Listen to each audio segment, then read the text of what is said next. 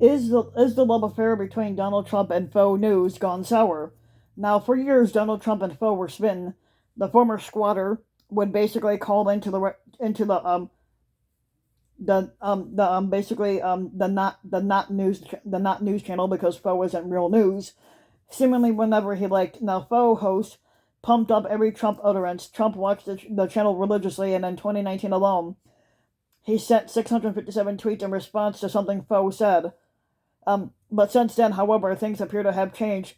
Trump, as the New York Times has pointed out, has not been interviewed on faux for more than 100 days. A recent Trump Klan speech was largely ignored by the network, and a sign that faux has recognized alternative Republican candidates are available. A Mike Pence address was broadcast live in its entirety. But the news channel, with the fake news channel, embroiled in a $1 billion lawsuit with Dominion Voting Systems over its claims the voting machine company tampered with the 2020 election, which they didn't. Trump's continuing lies about election fraud seem to have rattled Rupert Murdoch, the media titan who owns faux.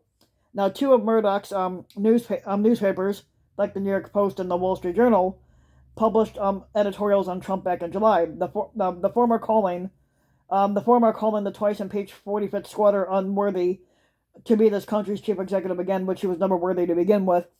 Um, and the latter brandished Trump, the squatter who stood still on January 6th. This week, the Washington Post reported that Murdoch has lost his enthusiasm for Trump. The channel has begun to give Pence and Ron DeSantis, the governor of Florida, plenty of on-screen time, including two primetime interviews in the space of 5 days recently. The New York Times reported that Tom Cotton, the Arkansas senator, who is also said to be jockeying for a 2024 presidential run, has also been giving regular interviews.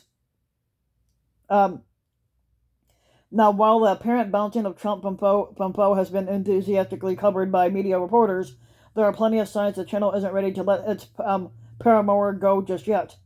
Now, a recent study by Media Matters for America, a media watchdog, found that faux news, which, like I said, because faux isn't real news, continues to discuss Trump far more than any of his perceived rivals for the 2024 nomination. Specifically, Trump was mentioned on faux 8,556 times through going from the month of January to July, while DeSantis and Pence received 1,083 and 589 mentions respectively.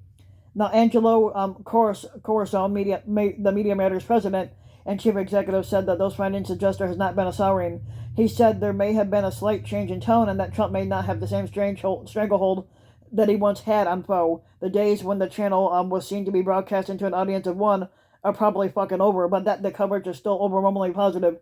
You were allowed to check Donald Trump during the primaries in 2015 and 2016 on faux, but that doesn't happen now at all, ever, Carosone said. For his part, Trump has recently expressed his displeasure at the faux output, basically. The 76-year-old fat ass, who's known to be emotional, and he attacked faux in July after its host, Steve Doocy, suggested a straw poll of potential 2024 candidates that showed Trump with the 79% of the vote be taken within a pinch of salt. Now, Ducey hardly went off on Trump. The host just pointed to other, more scientific polls that showed Trump lacking a 79% support, but it was enough to cause an upset. Now, faux just recently botched my poll numbers, no doubt on purpose. No. Now, Trump has a social media site called Truth Social, which is kind of fucking pathetic because, like, Trump doesn't know how to tell the truth, so you can't call your social media site Truth when you don't even know what the truth is.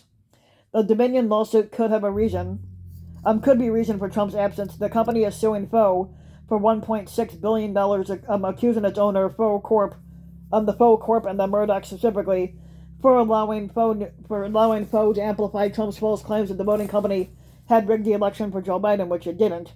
But in a statement, the channel said, we are confident and that we will prevail as freedom of the press is foundational to our democracy and must be protected. But in addition to the damage claims being outrageous, unsupported, and not rooted in sound financial analysis, the serving is nothing more than a flagrant attempt to deter our journalists from doing their jobs.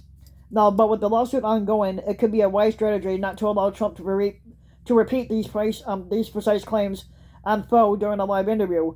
Asked about faux' relationship with Trump, a spokesperson said the debate among the Democratic media on this topic is the very reason faux exists and is the most watched cable news, the cable channel. And like I said, they can't be faux can't be really considered news because they don't tell news stories. It's just it's just pathetic entertainment.